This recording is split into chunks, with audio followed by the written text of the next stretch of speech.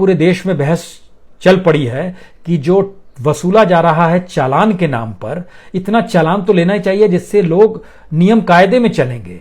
लेकिन आप जरा कल्पना कीजिए, इस देश का एक दूसरा सच देखिए।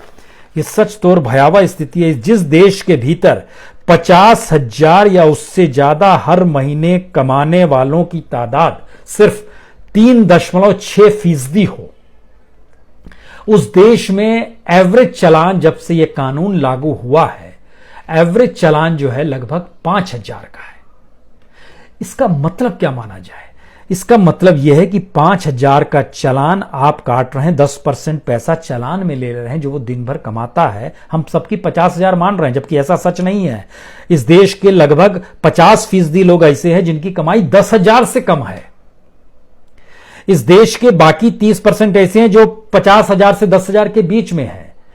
एक ऐसी स्थिति में देश है जहां पर आप बेहतर सड़क दे नहीं सकते हैं, रात के समय में सड़कों पर लाइट जलती नहीं है, आपका सिग्नल सिस्टम काम करता नहीं है, लेकिन आपको चालान चाहिए। इतना ही नहीं, हमारा कहना है पब्लिक ट्रांसपोर्ट आपने डेवलप क्यों नहीं किया?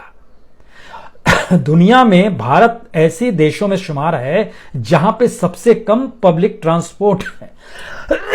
स्थिति यह है कि अगर रेलवे के हिस्से को निकाल दीजिए, जो इस देश में लाइफलाइन है, और सड़क पर दौड़ने वाली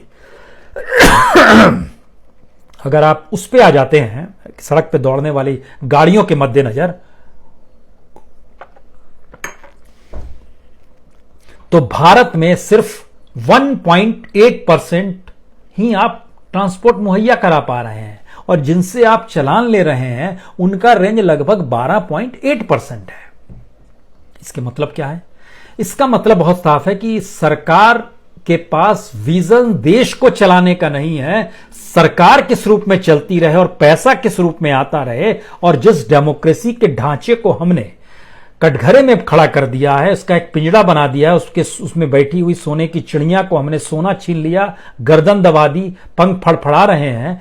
इन स्थितियों में हमारे देश की इकोनॉमी का पहला और आखिरी नियम उस डेमोक्रेसी पर टिक गया है, जिस डेमोक्रेसी का मतलब चुनाव होता है, और चुनाव में जीतने वाला शख्स हर तरीके से मान लिया जाता है कि उसने कोई अपराध किया ही नहीं है। कल तक चिदंबरम ने अपराध नहीं किया था, उससे पहले, और आज अगर उससे पहले चले जाइएगा तो अपराधी जब गुजरात में थे तो अमित शाह थे, जो मौजूदा वक्त में देश के गृह मंत्री हैं। अब चिदंबरम अपराधी हैं। आने वाले वक्त में कोई XYZ कोई तीसरा चौथा हो सकता है। ए राजा ने चीजें डुबाई थी टेलीकॉम के क्षेत्र में, उनको भी जेल जाना पड़ा था। मौजूदा वक्त में जो चीजें डुबाई जा रही है वो आने वाला वक्त तय करेगा। क्या हम एक ऐसी स्थिति में हैं या हमारे पास कोई एक ठोस विजन होना चाहिए? रशिया को हम बोलकर आ गए कि हम आपको $1 अरब देंगे। शानदार बात है, किसी को भी कह सकते हैं, लेकिन ये पैसा आ कहां से रहा है? और हम देश चला रहे हैं या फिर हम ब्रोकर की स्थिति में आ गए हैं, जहां अलग अलग माध्यमों से हम पैसा सिर्फ लें, बनिस्पत की जो पब्लिक सेक्टर था उसको हम डेवलप करें, और पैसा ना होने की स्थिति ये आ गई है। देश का सबसे बड़ा राज्य, उसके पास पैसा नहीं है। पहले वो 2 से 3 रुपए पेट्रोल डीजल पर वैट बढ़ाता है, और आज की तारीख में बिजली पर बढ़ोतरी कर देता है 12% तक की, 10 से 12%। ये एक स्थिति है साहब, क्या कीजिएगा? लूट है। बहुत बहुत शुक्रिया।